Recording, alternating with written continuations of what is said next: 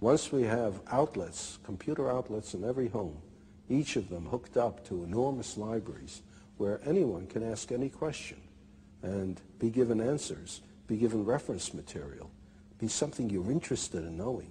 From an early age, however silly it might seem to someone else, that's what you're interested in. And you ask, and you can find out, and you can follow it up. And you can do it in your own home, at your own speed, in your own direction, in your own time. Then everyone will enjoy learning. Nowadays, what people call learning is forced on you, and everyone is forced to learn the same thing on the same day at the same speed in class. And everyone is different.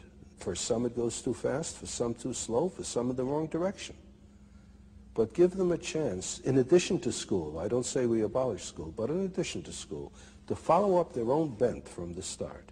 Well, I love the vision, but what about the argument that machines, computers, dehumanize learning? Well, as a matter of fact, it's just the reverse.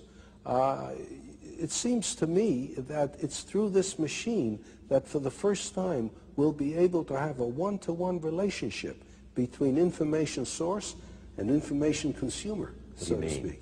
Well, in the old days, you used to have tutors for children. A person who could afford it would hire a pedagogue, a tutor, and he would teach the children, and if he knew his job, he could adapt his teaching to the tastes and abilities of the students, you see. But how many people could afford to hire a pedagogue? Most children went uneducated. Then we reached the point where it's absolutely necessary to educate everybody. But the only way we could do it is to have one teacher for a great many of students, and in order to organize the situation properly, we gave them a curriculum to teach from. So how many teachers are good at this too? Like in everything else, the number of teachers is far greater than the number of good teachers. So we either have a one-to-one relationship for the very few or a one-to-many relationship for the many. Now there's a possibility of a one-to-one relationship for the many.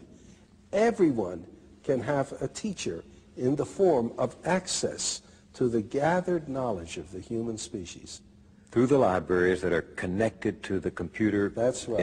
On my desk in my home. Right. I can sit there and call up, well, what if I want to learn only about baseball? Well, that's all right.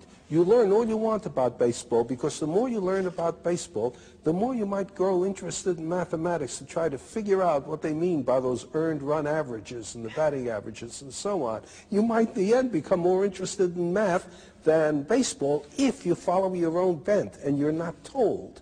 On the other hand, someone who is interested in mathematics may suddenly find himself very enticed by the problem of how you throw a curved ball. And he may find himself engaged in sports physics, so to speak. Well, why not? Why not?